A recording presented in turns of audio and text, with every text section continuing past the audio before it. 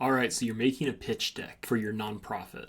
There's a lot of information out there that is mostly related to for-profit businesses. It's not bad information, it's just not exactly what you're looking for.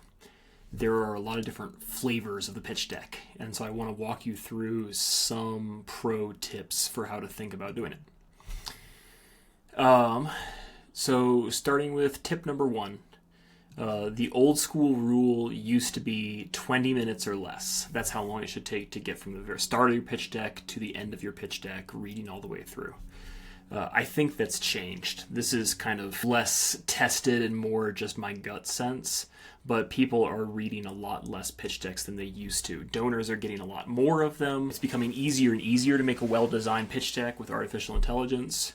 And so I think you're looking at probably a 10-minute top of your pitch deck read through. So most of the time you're building it either in like a Claude design or you're using Google Slides, you're using PowerPoint. There's many different ways to create pitch decks and to do them successfully. But if I start reading on slide one, and something you might want to do with your pitch deck is to read out loud from start to finish. If I start reading on slide one and I finish on the last slide, whatever that might be for you, 10 minutes tops is really where you should be. Maybe 15. 20 is I think outdated information these days. Cool. A couple of things you want to do in your pitch deck, and these aren't in as an order as I would like them to be, so I'm not following my own rules and giving you this really beautiful structure here. This is going to be a little bit rambly, so bear with me. But phase one, establish your viability. For example, my name is Noah. I've raised hundreds of millions of dollars for nonprofits. I've worked for family offices. I've read pitch decks and approved grants based on pitch decks. And I have also sent many, many pitch decks. That's my viability. That's enough for you in this video. You're going to have your own sense of viability and establishing yourself. But just remember, the number one reason why somebody gives money to anything is viability. Before they even think about how much they like the project, before they think about how much they like you, they need to know that they're not lighting their money on fire. So not your whole resume, not your entire track record, but something that proves to that donor that you can relate to them on a horizontal level, that you are in the room with them. All right, the next is urgency. Why now? Every pitch, almost every sentence must answer either subtly or directly the question, why do I care about this now? Not 6 months from now, now. This can look like a lot of different things. Sometimes the case is very obvious, like children are starving now. Your money will help them now. This is very direct. That might not be enough, or you might be working in a more abstract space. So you could talk about, for example, what are the economic changes that make this the right time? What are the social changes that make this the right time? Is there structural opportunities that make sense? Are there environmental factors that make this feel more urgent? You don't have to generate this artificially, and I think sometimes people over-index on this, but your donor is dealing with, as we all are dealing with, your donor is dealing with a kind of reptilian brain. And interesting but not urgent gets filed under a very different category from now. This is important now. Something else is the idea itself. Believe it or not, this is something that I think a lot of people struggle with just because they've been in the weeds for so long. They've been eating and sleeping and breathing this idea. They either get hyper specific and explain everything, or they get way too abstract and don't tell people what they're actually doing. So, for example, your pitch deck might be all about how horrible poverty is, but I'd like to know what you're doing to affect poverty. What's the specific intervention? Tell me the story, show me what could change. Leave that final conclusion for the donor who will make their own decision and write the check. But I need to know what's the before, what's the after, who are you helping, how are you helping them, how are they affected by your intervention. It is especially tricky to do this for more traditional organizations, but every pitch should have at least one element that surprises the donor. Something, an insight, a data, a new intervention, something where they're like, whoa, I didn't realize that. I never thought about that before. Even if they're used to this space. You want something that really lights them up and says, oh, interesting. I never thought about that. There's been a lot written about the emotional appeal of a pitch deck. I think this is very limited. Even the best pitch decks are still pitch decks. So you very rarely are going to, have someone crying or feeling so emotionally overwhelmed by your pitch deck that you're going to make it. I think most donors are serious people who deserve to be taken seriously. And so manipulative, emotional stuff it's not really a place for it anymore in pitch decks. I don't think there ever was. But there are some things that you can do to kind of lead into that emotional arc. And I think that's just kind of making it a story arc. I've said this before in other videos, but if you consider yourself Yoda and you consider the donor the hero, the Luke Skywalker, you want to guide them through a process. Here's what exists now. Here's what we can do differently. Here's who we are, why we're viable. I think there's some basic things. I'm going to get into that in just a second. But there's some basic things that make sense. But you're really carrying them through an arc. And so what I would do is when you finish with your pitch deck, give it to somebody who has no relationship with philanthropy at all and say, hey, do you follow the story? Tell me where you don't follow the story. What seems out of place? Just flag those things for me. Getting somebody's totally outside perspective will actually help you quite a bit here. People talk about the pitch deck as a sales tool. If you're doing your job right as a fundraiser, you'll never have to actually pitch. And so a pitch deck is kind of a misnomer. This is an invitation to donors to get to participate in the thing that you are really excited about. It's not adversarial. You're not convincing them. You're not building a case and presenting evidence. You're not a lawyer. The donor is not trying to be sold to. The donor is getting invited into something cool. And so what you're doing is talking about this cool thing that you really love. So if it feels like you're laying out a case, I would urge you just to flag it. It's not always wrong, but to flag it as something that might not feel exactly right. If it feels like you're selling, or especially if it feels like you're explaining, these are things to flag. The deck's job is not to close the gift from start to finish. The deck's job is just to show the problem in a way that the donor can feel like they belong to the problem. Oh, I recognize that. That's a problem that I can associate with. I can empathize with that problem. I understand that. It frames the solution in a way that makes sense. It illustrates the impact so that donors can see themselves in it. Again, that sense of belonging. Oh, I see exactly how I can help. I see exactly how I can make a difference. It suggests and implies a role for that donor when they're past their fear and when they're past their greed to be totally engaged and involved. And it raises some questions. This is a conversation opener. And so many times people try to close it on the pitch deck. That comes from a place of scarcity. They're like, I got one shot at this billionaire. I got Mark Cuban's email address, and I got one shot to convince him of whatever. You don't have one shot. You have lots and lots and lots of shots. The money is infinite. The money is abundant. But come to this from a place of like opening up something. Opening up the curiosity. Bear in mind that people will scan the deck. They're not going to read it. So you'll see people if they're talking about their thoughts out loud, and I do this a lot for people, and I'm happy to do it for you, but to go through their pitch deck live and give my feedback live, I often say things out loud like skip, skip, skip, skip, skip, because I'm skimming. I'm not actually reading these bullet points. So it'll look something like skip, skip, skip. Oh, he went to Harvard. Skip, skip, skip. Oh, that's a cool fact. Skip, skip, skip. Like, that's how people read. They're a very small percentage, but there are people who will read every word of your pitch deck and pore over it. So it's important to have every word right. But just understand that most people will skip, skip, skip. And so as much as possible, every sentence has to be a hit. No boring sentences. Only bangers. The pitch deck genre itself is broken because it pretends to be this document where people read and consume things carefully. And I've created pitch decks at the highest level, like $100 million plus level. And I can watch on DocSend or however I send it, who is spending time, where they're spending time. And I know that even the most extraordinary people in the world or the most detailed analytical people in the world are not reading most of your pitch deck. So design for the scan, design for a glance. A couple of things to pay attention to. This is different for everybody. but it's a rough idea of some things that you might want, some slides that you might want on your deck. You probably want an overview slide.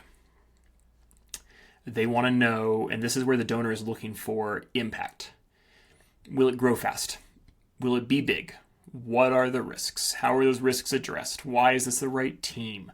What happens to the organization after it reads the funds? In other words, in a single sentence, the overview, and it could be a single sentence actually, the overview pitch, just the overview slide really just tells you how much impact return you will have. Title slide is pretty straightforward. It's usually your organization name, sometimes a logo, a one-sentence description of what you do. Everybody gets hung up on this. It doesn't have to be perfect, but it does have to be one sentence. They should read it and be able to picture what you do. People get scared, and when they get scared, they default to the abstract. They say something like, reinventing agriculture. That's not what you do. We build and operate robot greenhouses. That's what you do. I want to know, like, really, what do you do? We feed people. We feed people in Ethiopia. Like, it's that level of, like, that's what you do. It's not a slogan. It's not a mission statement. It's just a concrete, this is what we do. Don't list features on the title page. It's not the time. Just that one sentence. This is what we do. Often these decks have traction slides. This is very, very common in business pitch decks. It's somewhat common in nonprofit pitch decks. It should be more common because at every point in the pitch, donors are evaluating whether you are worth their time. So putting this early implies to donors that, like, things are happening quickly. It's good to hop on board. It's good to be involved. Nobody wants to be the first person in the swimming pool. So if you can say something like, hey, we're growing at 25% every year. Our trips are improving. Our results are skyrocketing. Our donors are growing. Anything that you can say about growth in the traction slide, awesome. Typically, there's a problem slide. Outlines the problem you're solving. How does the world currently work? And what's wrong with that? What are the challenges that you need to address and solve? Sometimes this is very straightforward. Starving children. This is objectively a bad thing. We would like children not to be starving as much. Sometimes it's very abstract and sometimes like very difficult, like a political outcome or climate change, where it's so out there that people are like, yes, I sense that there's a problem, but they really need it to be broken down more for them to feel like they can do something about it. And every once in a while, sometimes the problem is not big enough. I think this is usually not a nonprofit problem, but every once in a while, I'd say art, it comes up a lot, where if you're raising for, let's say, like the Costume Institute, it's not immediately obvious what the problem is. And so you actually may want to spend some time, if you're in that situation, thinking about the problem slide and the urgency that's required. I was on the board of an organization one time who spent an entire meeting talking about whether they should upholster a particular chair. It's a historical foundation. Like, still not to this day, still not obvious to me what the problem was that they were solving. So your problem side may be either too big and too abstract. It may be just like not a big enough problem and you should look for bigger problems to solve. But most of the time, this is pretty straightforward on the nonprofit side. A couple of basic things here. The problem should be solvable. The problem should be a natural fit for the donor. It should be something that you can show. For example, medical billing is broken is very different from, here's how medical billing works today. People need to do these steps, which take these months and result in these percentage of claims. If you can show something, that's a little bit better than just saying, here's the problem. Of course, the next step is a solution. So you've described how the world works. Now, what are you going to do to fix it? Look for the aha moments, right? What was your moments when you were like, oh, yeah, we can do something about this? If that worked for you, that will probably work for your donor. What makes your value proposition unique and compelling?